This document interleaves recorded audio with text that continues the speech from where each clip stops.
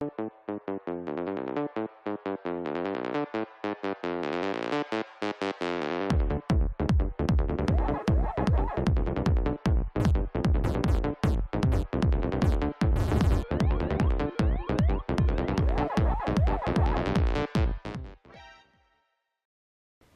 à tous, il est 20h30. Bienvenue à l'émission Geek World, à l'est de la forêt d'Arkham et au sud de Dunwich. Nous sommes aujourd'hui le 12 mai 1984, jour où le T800 et Carl Weathers arrivent à Los Angeles. Et aujourd'hui, nous allons parler de cosplay, phénomène apparu pour la première fois en 1970 et qui a su grandement se développer au Japon puis un peu partout dans le monde. Mais c'est quoi le cosplay ? Le cosplay, c'est une pratique vestimentaire qui consiste à se mettre à la place de son personnage de fiction préféré. Fans de manga, dessins animés ou fans de culture japonaise, ils sont de plus en plus nombreux à élaborer des déguisements qui peuvent susciter le rire, la peur, l'étonnement ou la curiosité. Suivez dès maintenant un documentaire réalisé au-delà des terres du Rohan et d'Isengard, signé Bilbon Saki. Mais tout de suite, une page de pub. Bienvenue dans la 4e dimension.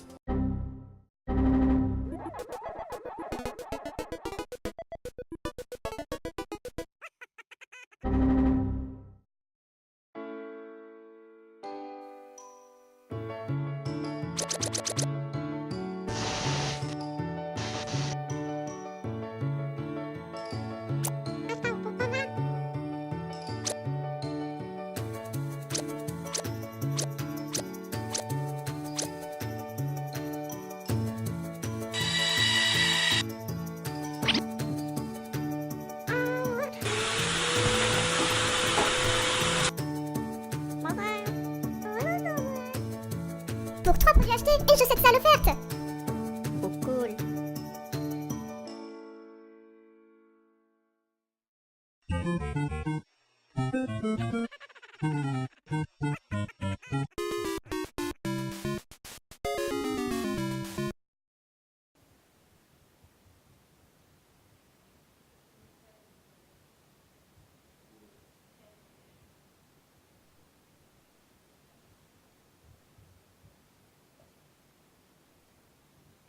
Je suis Lilou Chris Cosplay, donc Lilou Chris Cosplay parce que j'adore le 5e élément, d'où le Lilou, et Chris parce que je m'appelle Christelle dans la vraie vie. Alors, mon vrai métier, c'est infirmière en maison de retraite.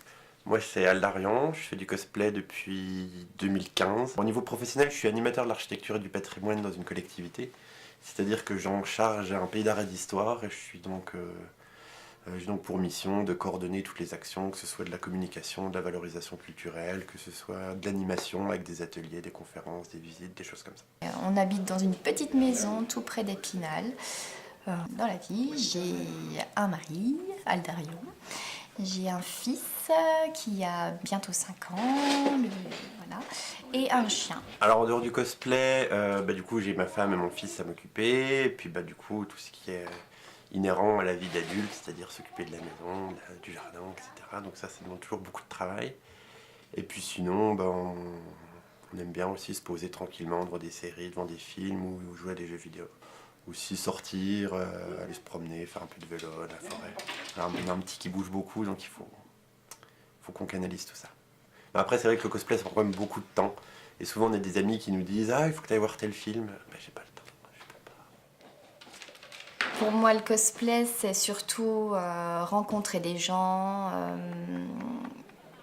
apprendre des techniques différentes, oui, des métiers même différents.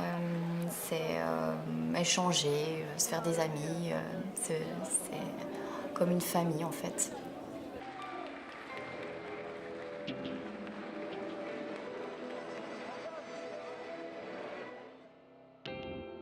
C'est créer un costume, le porter et jouer le rôle du personnage. Je fais du cosplay depuis 2014. Je suis rentrée dans le cosplay au décours de nos premières conventions. C'est un ami qui nous avait invités à Seignou, à Épinal.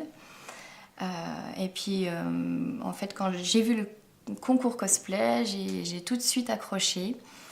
parce que je faisais de la danse avant et je faisais mes costumes. Et là, c'était la même chose, mais en plus de ça, on avait un rôle d'acteur et de création. Alors, ce qu'en pense mon entourage du cosplay, c'est un peu évolué, on va dire. Quand on s'est lancé, c'était un petit peu qu'est-ce qu'ils sont en train de faire, qu'est-ce qui se passe, pourquoi ils font ça. Ma mère nous disait des fois quand on allait en convention, parce qu'on lui fait garder le petit, vous allez quand même pas faire ça tout le temps, hein, vous allez bientôt arrêter.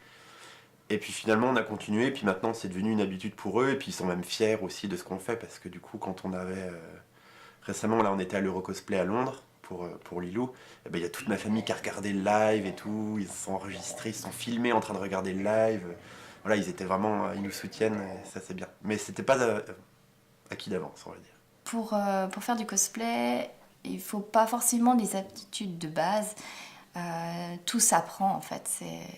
Le cosplay, je dirais que c'est le regroupement de plusieurs métiers. Pas d'aptitude particulière. Il faut deux choses. Il faut de la passion déjà. Et puis si on se lance dans un costume fait main, il faut de la patience. Il faut se lancer. Il faut pas se dire qu'on n'a pas le niveau pour quoi que ce soit. Le cosplay, ça a changé quand même pas mal de choses.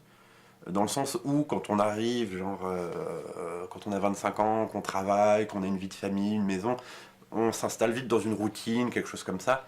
Et puis surtout, ça nous a ouvert un nouveau monde, on va dire, de connaissances. On a rencontré plein de monde. Et du coup, maintenant, grâce au cosplay, on a un réseau, on connaît vraiment beaucoup de gens dans toute la France. On pourrait loger partout en France parce qu'on connaît beaucoup de monde. C'est vraiment ça ce que ça nous a apporté. C'est vraiment de la connaissance et puis aussi, on va dire un passe-temps, parce que c'est vrai que des fois, quand on voit des amis qui font pas de cosplay, on les voit. T'as fait quoi ce week-end? Bah rien, je regarde la télé.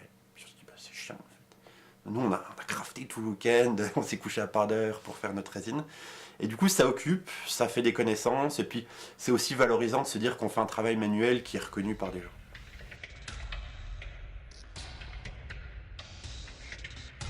Le cosplay, pour ma part, qui suis très timide, qui suis très introvertie, ça me permet d'être un peu plus sûre de moi. Et puis sur scène, de pouvoir faire des choses... voilà. Ça permet de m'ouvrir, d'être plus sociale, hein, de voir beaucoup de monde, de voyager, parce que j'avais jamais trop voyagé, à part un petit peu en Allemagne, mais voilà. Là, j'étais en Suisse, en Angleterre, enfin voilà. Et puis, donc ça apporte beaucoup. Voilà. On est dans un monde qui est assez fermé, assez formaté, où il faut trouver sa place dans la société, son petit travail, etc. Et l'idée de faire du cosplay, d'interpréter un personnage, de jouer un rôle, c'est vraiment une question de laisser tout tomber pour un week-end, s'amuser avec des amis, et vraiment on peut quitter le monde réel pour un monde imaginaire dans lequel on peut souffler vraiment.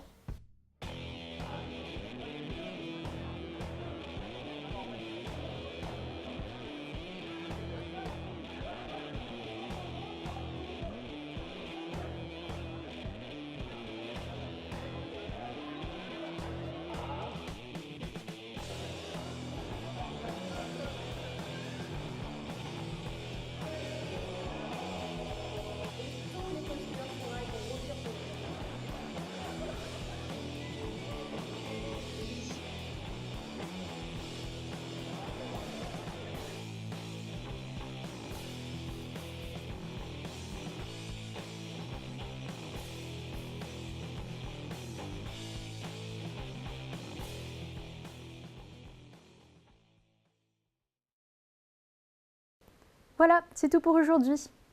Suivez-nous sur notre page Facebook, Twitter et Instagram et n'hésitez pas à laisser un commentaire sur notre adresse sadépassel'entendement@gmail.com. Merci à tous et à demain soir.